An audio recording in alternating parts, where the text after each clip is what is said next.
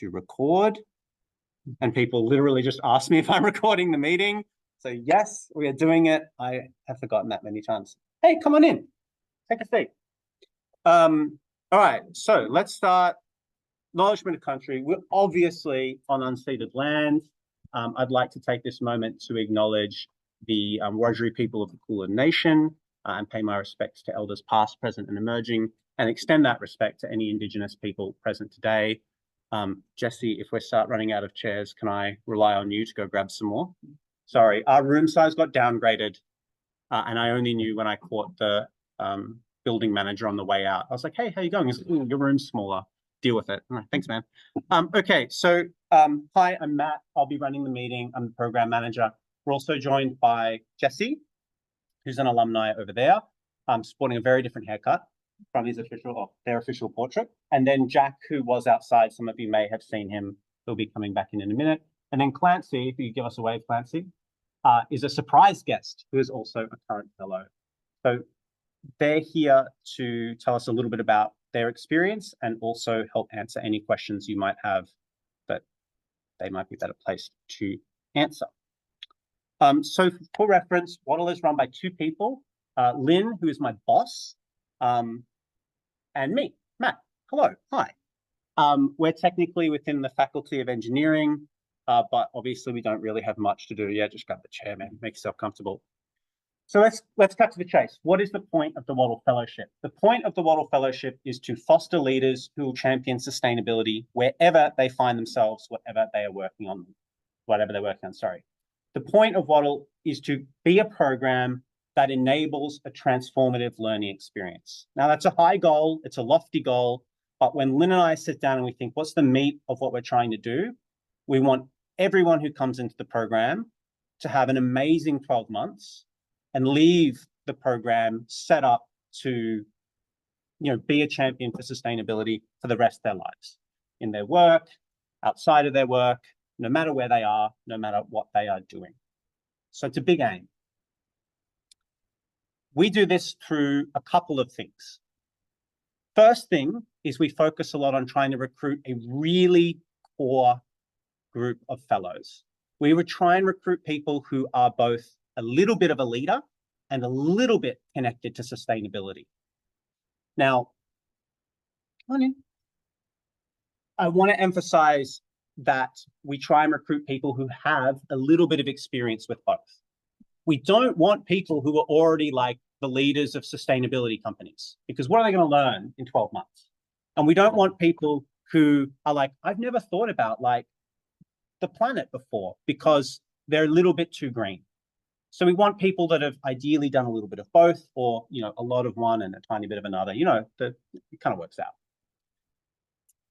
The other way that we achieve our big goal of making sure that every fellow has an amazing year is we try and provide excellent supported learning and a space for meaningful independent learning. We'll talk a little bit about that mix in a minute, but just to flag that the design of this program is to provide a place that's connected and supported, and also permission and a space that's independent and self-directed. We think good leadership and good learning requires a bit of both. So we divide our fellowship into two parts. You can think of the first part as broadly semester 2, and the second part as broadly semester 1. So in the first half of the fellowship, we really try and focus the fellows on leadership skills, community building, project design, and really thinking about like, what does the world need from me? What am I connected to? Where can I have meaningful impact? How can I do something useful? The second half of the fellows' time at Wattle is spent completing an action project, which is a big part of what makes the fellowship a bit unique. And then polishing and presenting what they've done to a public-facing audience. And then also thinking, where do I go? I'm not in this fellowship anymore. What's next for me? And how do I keep doing good? Throughout all of these things, we work in a really multidisciplinary fashion. Here, oops, sorry. Oh my God. No, you're fine. Grab that, move it over there. I was talking to Jasmine when they came in earlier, and they were saying, I'm studying landscape architecture, and I'm probably paraphrasing badly, but you told me about a comment one of your teachers had made, which is like, stop thinking like an ecologist, you're a landscape architect. Now, in the Wattle Fellowship, we would be like, think like an ecologist. Why not? Think like an artist, think like a business person, think like a doctor, think like whatever. Find ways to combine things and build on different skills. I said a little bit earlier on this slide that the action project is a really unique part of our program and the learning that people experience. A little bit more about that. The action project is something where we say, hey, we've done a little bit of learning. You're coming in with skills and knowledge. Make the world a better place. Here's some money. Here's some help. We'll help you in whatever way that you need. But your job is to do something, to make the world slightly more sustainable. And again, the 3 Wattlers will tell you a little bit about what they each have done in that regard or are doing. So we really think of our program as high challenge and high support. If I was to give it a figure, we would say 60-40. We think our program is actually 60% independent learning and 40% facilitated. So it's high challenge. There's a lot of independent stuff. We're directly saying, go make the world a better place. Show us what you've got. We want you to crush it. So what kind of support? You can't just ask people a lot without giving them a lot. So we have roughly monthly workshops. We have, to be 3 retreats next year, where we go away from the uni, we go away from Melbourne, and we spend a lot of time working on some stuff specifically and spending a lot of time together as a community. We offer one-on-one coaching throughout the year. So each fellow is assigned either Lynn or myself as a coach. And then we work with you on anything from, one of the fellows said, hey, I've never run a workshop before for high school students. What does a lesson plan look like? Okay, great, let's work on that. To someone coming and saying I'm just really tired. How do I get to sleep at night? So coaching is quite a malleable space. We give people up to $4,000 funding. And we also are really big on trying to help people find more money to run different projects and make a difference. We try and connect people a lot to industry, mentors, networks, whatever. And we also have a really lovely and enthusiastic community who you'll hear from a little bit later. And then we do try and work a little bit on the polish. And hey, when you're doing something, how do you actually then tell people about it in a compelling, concise, really smart looking way? So the other thing that I want to flag, if you're at the application stage or thinking about it, a lot of people actually ask, well, how much time does it take and when is it? And great question. Here are our dates. Now, what the dates don't tell you is the time and how much it takes. And broadly, if you see something on a weekday, it's about a 2 or 3 hour commitment after work hours. So 5 to 8 or something. If you see something on a weekend, it's more or less like a 9 to 5. So there's a few exceptions, I think literally 2, which is when we have something for a whole weekend that starts on a Friday, and that's usually like a whole day Friday and Saturday and then a half day. But that gives you an idea. If somebody was to come to me and say, how much time does this take? I would say on average, probably between 5 hours and 7 hours a week. However, it's very seasonal. As you can see, August, September, and October are busy. And then it's kind of a lot quieter. And then it also depends a little bit on what your project is and how much time you have to dedicate to that. And we work really hard with people during the design part of their project to say, well, think realistically about what resources you have, including your time.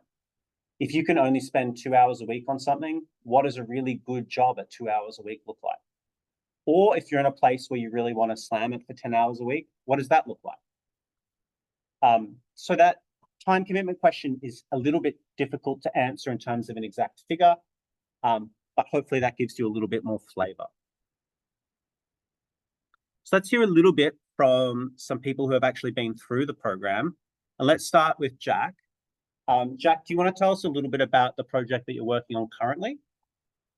So the project I'm currently working on is really trying to trying to trying to reduce food waste. And I'm doing that by trying to make the food management system a bit easier. So trying to create an app that's a digital inventory that you can kind of just scan your receipts and then everything's like uploaded in a centralized place, and then it'll remind you when anything's going to expire, so that you get a better idea of like when everything, so you can get a better track yourself, because I've seen, at least for myself and like my family, I've seen the amount of food that goes to waste just because like we don't know what we have, we don't know like when it's going to expire, especially like planning for a big family. So really trying to reduce that on a household level. And what's one thing you've been enjoying about the fellowship so far? I think in terms of the fellowship so far, like it is definitely about the people that you meet and the community that you build. It's very much like it's very welcoming and open. So I think we've got like a wide variety of students from like PhD, like post career, to like someone like me who's a bit younger. I'm still in my undergrad. Just finished my second year. So there's like a whole diverse array of like perspectives and views that I can kind of like absorb and learn from. But I think at the same time, everyone's super open to hear my opinions out. So it's like a two-way exchange of like ideas, and everyone's just like very like everyone just comes together for like the same purpose for the environment. Yeah. Clancy, do you want to go next? Yeah, right. So, yeah, my sort of problem that I fell in love with, or something I'm really passionate about, because that's one thing that you sort of get your head around as a Wattle Fellow. You discuss a lot of the problems and issues that are involved with climate change and sustainability. And one of the things that I really like is like just the outdoors, the environment, plants and animals. So one thing that I really was passionate about was biodiversity and preventing the loss of biodiversity, particularly in cities. So I designed my project on native bees and making insect hotels for natives, which are really like a nice little DIY project. So I've been trying to make information available to the public and yeah, make and distribute these insect hotels to the public, and still getting that feel out there, and still working on getting more, intending on hosting workshops where I can teach people in person how to make them rather than over videos. Do you think you're expanding social media presence as part of your project as well, or is that separate? Oh yeah, that's good fun. Just yeah. Clancy's quite famous on the internet for being the native bee guy, I think. Although that's I not wouldn't say famous at all. And what's something you've enjoyed about the fellowship? I think it's been the longer the fellowship's gone on, the tight knit sort of community, and it's really good that, especially when you learn about climate change and sustainability, and it can get a bit depressing when you look at the facts and like really as the situation. But it is really good to be in a group of people which are all like-minded and all have positive intentions and want really reassuring to be in a really productive group environment like that with like-minded people. Great, thanks. All right, Jesse, now you tell me when to change between slides, okay? Or unless you want to do it. No, that's okay. So hi everyone. My name is Jesse. Surprise, surprise, and I completed the fellowship maybe about a year ago now. But I've been really lucky to be able to continue my project. So what I did for my time in the fellowship, much like Clancy, I was a bit overwhelmed by the biodiversity loss that we're currently experiencing, especially in the city, especially when it comes to insects. And so for a bit of context, I guess, I live close to Edgar's Creek, and there's been some incredible community action already existing around revegetation and supporting biodiversity from things like the Friends group, like Friends of Edgar's Lake and the Friends of Mary Creek, as well as people just converting their nature strips to some pollinator habitat. And I wandered around and saw this and was super, super inspired. And so that's what I did with my money. I got together with a bunch of my neighbors, about 10 households, not including my own, and we just kind of tripped up the grass on our nature strips and created some beautiful pollinator habitat. So there's kind of some, I guess, during the grass ripping, just after planting, and kind of where we are at with them now. So this is Julian's, she's an incredible woman and an incredibly dedicated volunteer, and then Matt, if you want to change the slides. These are just a few more of the other ones that we've done as well. So you can see they're in different varying states, but what they've done is they've really reintroduced some indigenous plants into the landscape that is really needed to support our native insects, which then goes on to support bigger wildlife like birds as well. So I guess something I took away from this project is there's so many people that actually care about biodiversity and they care about sustainability, and they're actually really close to you. Like they're probably your neighbors at some point. And I think something that I took away from, I guess, the Wattle experience was, I guess, kind of a permission to act. It kind of sounds a bit silly, but I guess I've always kind of cared about these things, but never really knew where to start or how to start. And so the program really gives you, I guess, a push to start and kind of a little bit of resources to start as well. On top of that, like ducking plants, we were saying, like my cohort and from what I've seen of their cohorts as well, it's an incredibly supportive community of some really motivated people in completely different phases of life, phases of career, phases of study.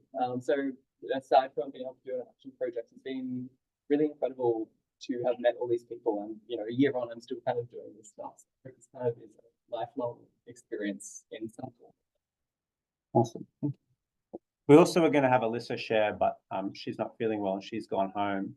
But I wanted to share a bit about her project because it's a good example of maybe some of the difference. So Alyssa's studying engineering and she is really keen on the ocean. So she did a swim over the British Channel to raise money for charity when she was in high school. Like that's how keen a swimmer she is. And her project is all about how do I convert young people into like being champions for Port Phillip Bay and the ocean. So she's actually running like an after school special with a group of teenagers. That's just like, hey, you live next to an incredible habitat. Let's learn and start to care about it together.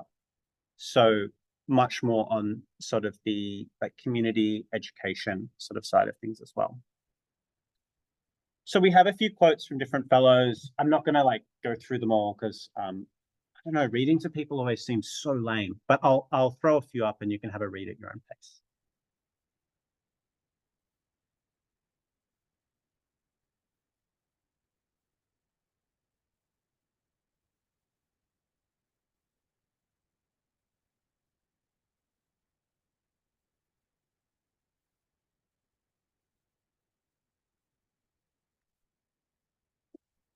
All right.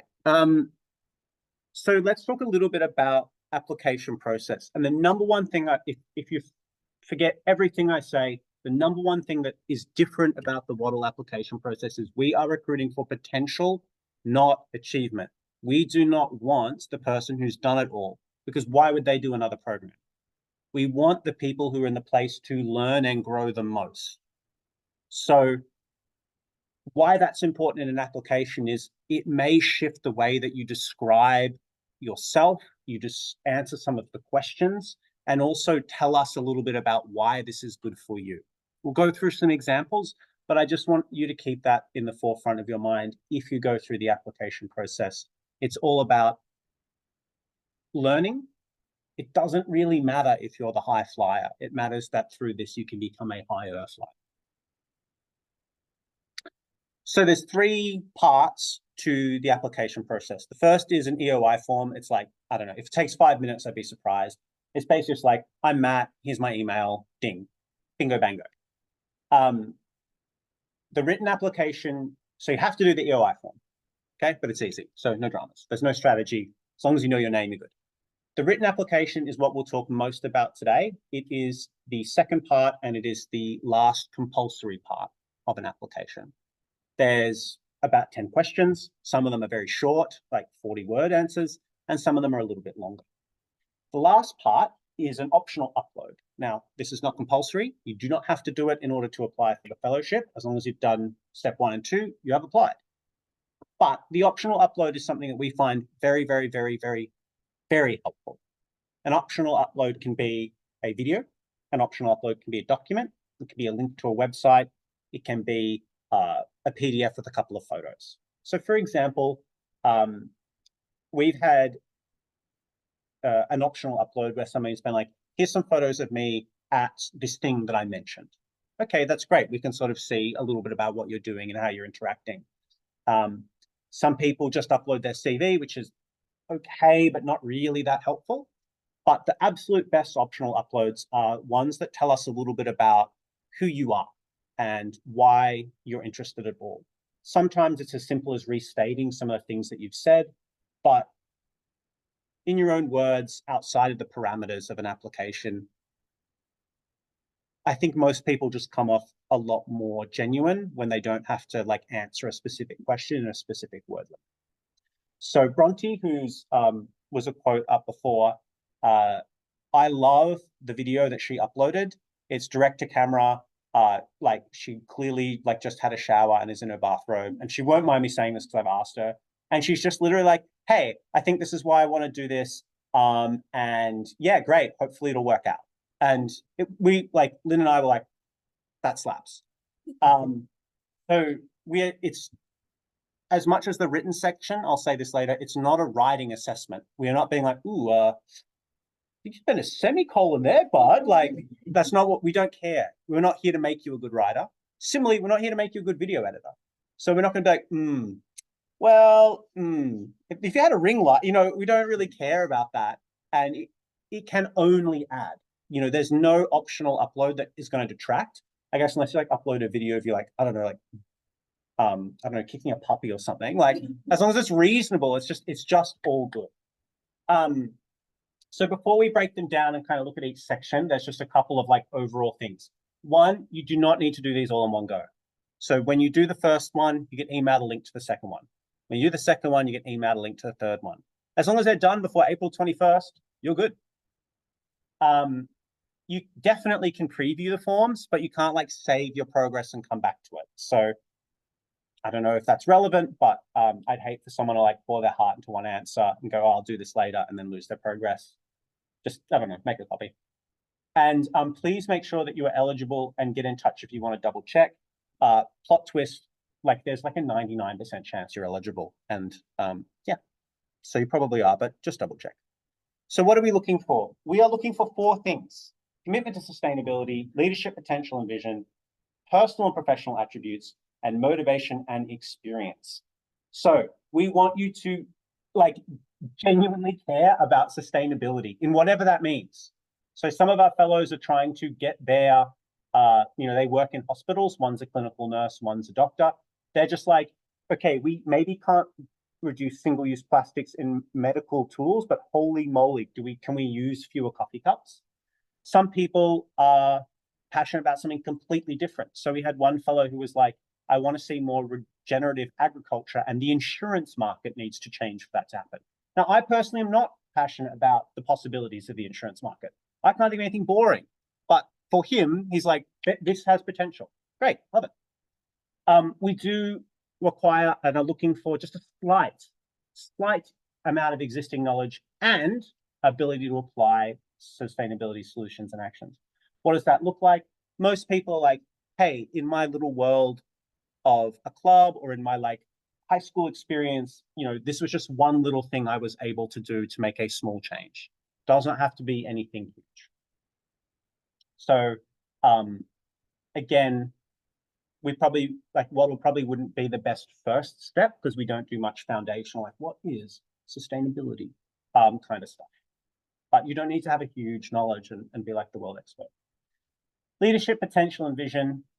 We look for a simple articulation, and that can just be something like, as a leader, I want the world to get a little bit better for non-human things.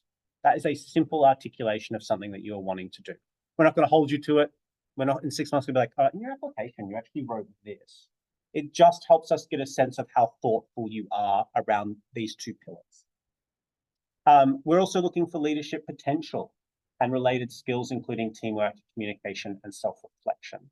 So again, leadership potential in the context of Wattle essentially means like, if we say, show us something cool, you're like, I think I can show you something cool.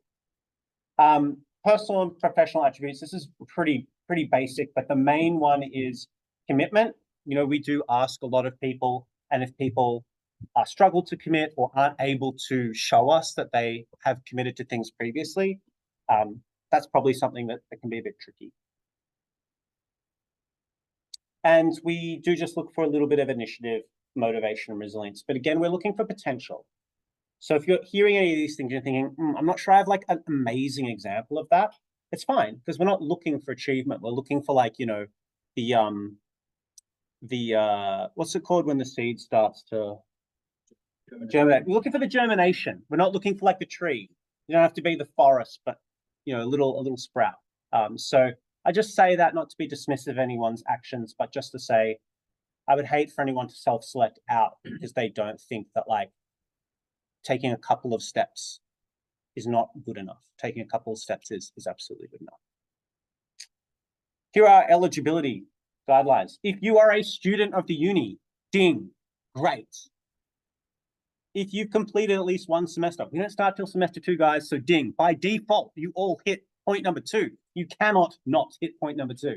3, you have to begin as a Uni of Melbourne student, although if that changes, we don't actually care. We just have to make sure you're a student when you start. You don't get kicked out if you graduate halfway through, or if you need to defer for a semester.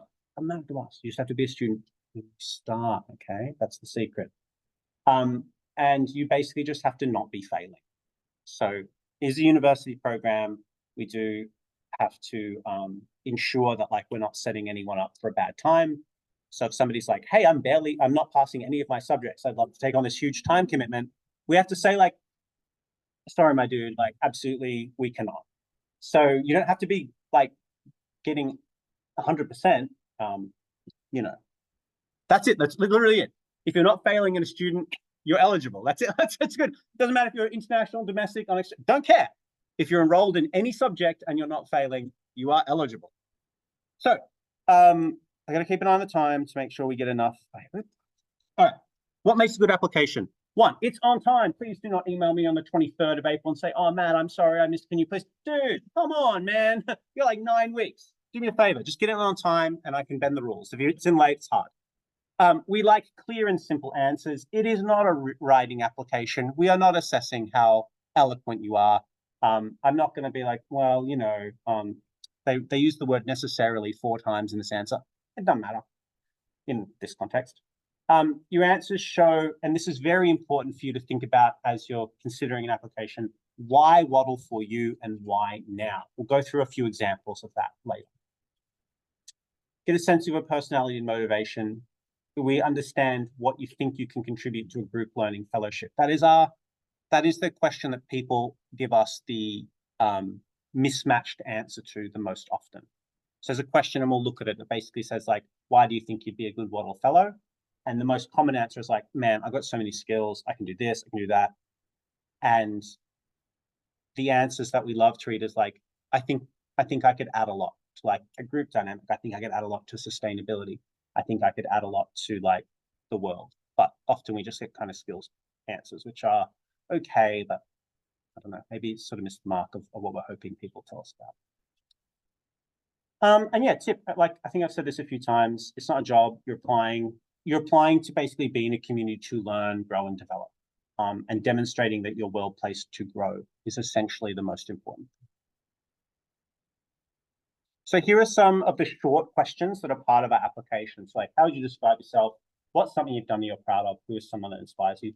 Here are some good answers from people who have gotten into the fellowship before. From these, we know what they would say. They're not wishy-washy. They're concise, and they are personable.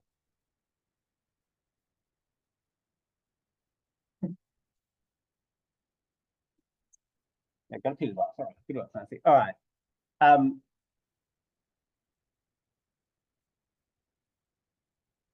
This is a question we get asked a lot. Hey, I don't know exactly what a project would be. Do I need to know? Not at all. And this is how you might answer that question if you're like, I don't actually know what a project would be. That's a few months away. So again, this person is currently in the fellowship, and they basically wrote, I don't know exactly what I do, but these are sort of the things that I'm interested in. And I would, kind of want to be thinking about those. Great. You don't have to have like a project design, but an indication of the elements of sustainability or the like little worlds of sustainability that mean something to you is a really great answer to that question. So the worst answer to this question was when someone was like, I have no expertise in green concrete, but I think it's an area that needs to change and I think I could change it. And it was like, do you have any idea how many people have been trying to make concrete less polluting? Like, do you have any idea of how many like millions of dollars have been invested into this? And no, you don't. You said you don't. Like, but I'm going to do it in 12 months with $4,000. I mean, buddy, okay, superheroes I've heard of, but this isn't extreme. So really, again, it's about where you sit and what you are bringing. I won't go through this one a ton. Like the slides will be emailed to you. You can read it at your leisure. You can rewatch the recording. But as you're skimming this, if you can skim and hear my voice at the same time somehow, why I really love this answer is because, yeah, it reads a little bit of like somebody applying for a job. But also it's really contextualizing like, hey, this is my thinking about sustainability.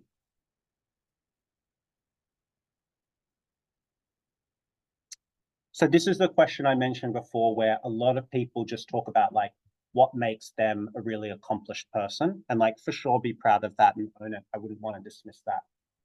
But what we're actually looking for is for people to say like, I think this is why I'd be good in the Wattle Fellowship.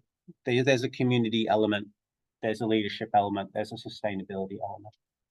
So again, if I can draw your attention to the first paragraph, the person's like, I need projects to learn. Great, we offer a project. And if you look at the last paragraph, they're basically like, I really am creating a community. Great, we have a community. 2 green flags.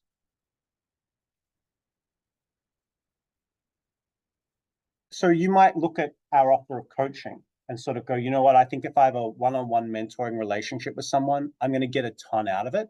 That could be something that you look at in the program. It's like, I think I'm going to be a really good Wattle Fellow because I think that's going to be really helpful. Whatever it is, maybe it's something else that I haven't given an example of. Maybe you're just hungry to get out of uni and like try and make the world a slightly better place. Maybe you just need the permission of a yes man to be like, yes, go do that. Anything like that is really helpful here. So these are good because they're simple, specific, and clear. As we read each, we learn a little bit about the person and their personality. We know why these people are interested in the Wattle program specifically. And while there's a mix of formality, one of the answers is super formal, the writing is always really understandable. We do occasionally get answers that include like citations, which is absolutely not needed. And I don't know how anyone would put a footnote in our like junky online form, but like, why not? I guess have a crack. So before I move on to some of the last parts of the process, did anybody have anything they wanted to check in about regarding the writing or the questions? Hello. I'm saying that like on the form, if I know what max, is there like a plus minus on that, or is it like if you exceed 200 words, you just won't be able to get it in? Oh, great question. So again, our janky online form doesn't actually stop you writing, but when I see your answers, there's just a green tick if you're 200 or under, or a red cross if you're over. I still read it, and like, I'm not actually counting the words, but if someone's written 500 words and said nothing, then we're like, okay, all right, So I would say, think of it as a loose guideline for like, 200 words is about 2 or 3 paragraphs. That's kind of the length that we think would be appropriate. But if you go a bit over, it's my job to care, and I don't really care. If you go a lot over and it's not justified, I'll be like, okay, chill out. Good question though.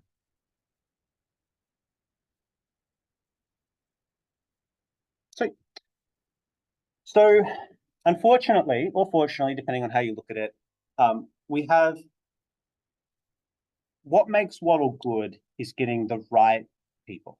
We spend a lot of time trying to talk with a lot of students about our program, because if we get 25 people that are really in the right spot for our program, we can have the best year. So we have maybe a couple more steps than you would expect. But again, what Jesse, Clancy, and Jack have all said, I'm surrounded by really great people. We want that to be everyone's experience. So that's why it's really important and why it maybe takes a little. So step one in the selection process is the application, which is just a written application and an optional upload. We've covered that. Tick. Then I get the great job of reading everybody's applications. And then my boss and I essentially go, these are the 50 or 60 people that we want to hear more from, we want to interview. Those 50 and 60 people get to come to a group interview day. It's only half day. And in that, there's a couple of one-on-one interviews, and there's a couple of like relatively fun group tasks. Fingers crossed, I mean, fun in quotation marks, it is an interview. And from that, we're just really looking to see how people gel and what more we can learn about someone from meeting them in person and seeing how they go.